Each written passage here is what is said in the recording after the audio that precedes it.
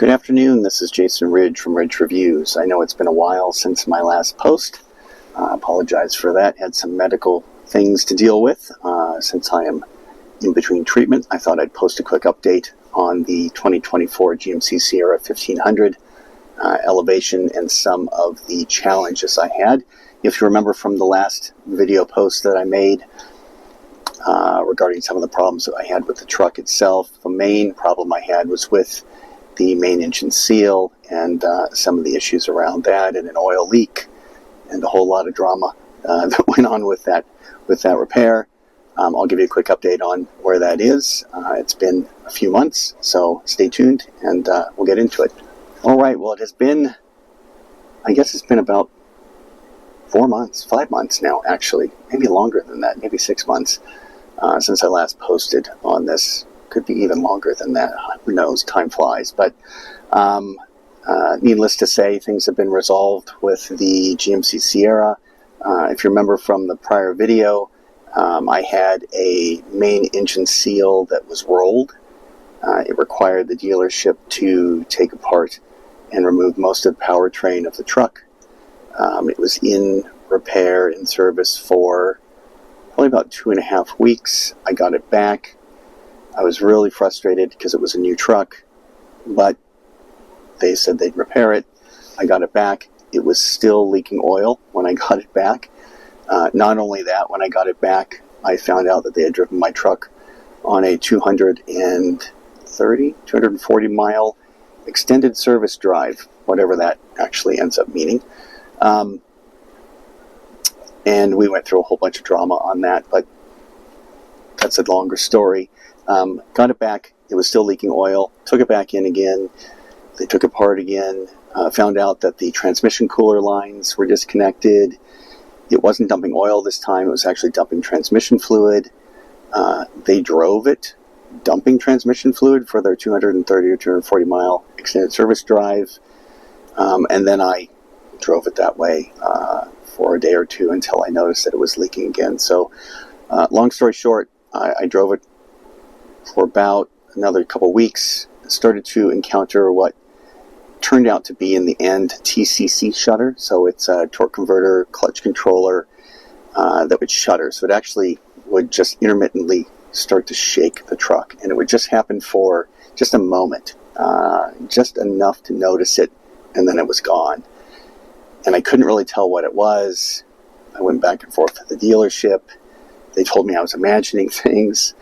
I took it in and left it there. They had a tech look at it, a higher level tech looked at it, said the same thing, which a lot of dealers do. In fairness to dealerships, they generally tell you that you're imagining things when you take your car in.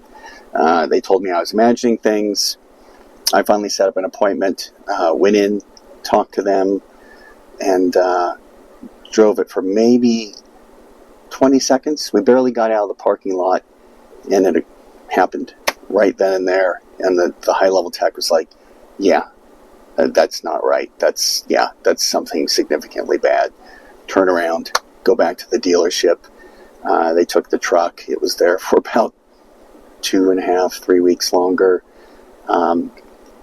Replaced the torque converter. So again, took everything apart. Once again, took the whole thing apart. Got the truck back. Long story short, again, trying to consolidate this down to a shorter story. They said it was perfect, said it was great, got it home. After about a week, it started doing it again. This time actually worse than it was before, to the point where I could actually feather the throttle and get it to continually shudder, where I could get it to just continually sit there and shake the truck. And it's enough of a shaking that it's kind of like, okay, something's really wrong, and something's going to break. This is just not right. So, again, I'd already gone through so much back and forth with them. There's a whole lot more to the story, but all in all, I'm in California. Once you go past 30 days to trying to repair the same or a related issue, you kind of bump into the lemon law limits here in California. So I contacted GMC. They, through GM, decided to buy the truck back. Went through the process. Once I got to that point, once it was past the lemon law time frame, it was actually a pretty smooth process. I think it took about a week to complete. They gave me all of my money back, my down payment back, all my payments back, almost everything in upgrades that I had done. Some upgrades we kind of argued back and forth about. That was the only frustration. If I have to have a frustration, is I didn't get all of my upgrades back. But, I basically got about 80% of the upgrades back. So I was happy at the end of the day to get the majority of the money that I'd spent and put into the truck back. So it's gone. It is off. And apparently the dealership actually takes these trucks that are lemon law buybacks, and they don't resell them in California. They actually take them to other states that don't require, and this is just how I understand it, so I could be wrong, but other states that don't require them to disclose that they are lemon law buybacks. So I had the My GMC app. For those who own a GMC or a Chevy product, you might be familiar with the My GMC app.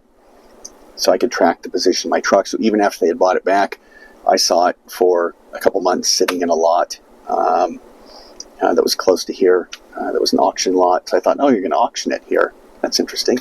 But then one day it was picked up, and I just kind of watched it go across the country. I last saw it kind of heading towards the East Coast, and that was the last time I saw it. And then, for whatever reason, my GMC app was cut off, and I no longer had access. So I'm assuming it's gone. Somebody else will buy it. If you're watching this and you buy the truck, now you know some of the background to it. I can tell you the whole story and all the other things that went on with it. But even though it was repurchased by GMC, I still enjoyed the truck. It's a beautiful truck.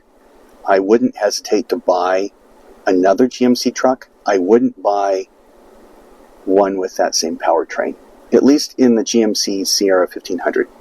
I would probably buy the same powertrain maybe in the Canyon or in the Chevy Colorado. I still think it's a good powertrain. I just got a lemon. I got one that had problems. I'm not soured on GMC. I'm not soured on GM in general. I think they still make good products. I just had bad luck. And that happens. Whatever car you buy, you can always have one that has things wrong with it. So I can't fault them for that. Stuff happens, as we all know, having cars. So that's the quick update. I'm obviously not sitting in a GM product. I'm not sitting in a truck. I'm sitting in something else. So I will post another video with what I'm in now. I'm actually sitting in a 2025 Subaru Outback Onyx XT Edition. So this will take some explaining why I chose this car. So stay tuned. Check out the other video that I'm posting. Hope everybody's doing great. Again, if you like these videos, click the like button below, and hope I can share more videos with you soon. Have a great week.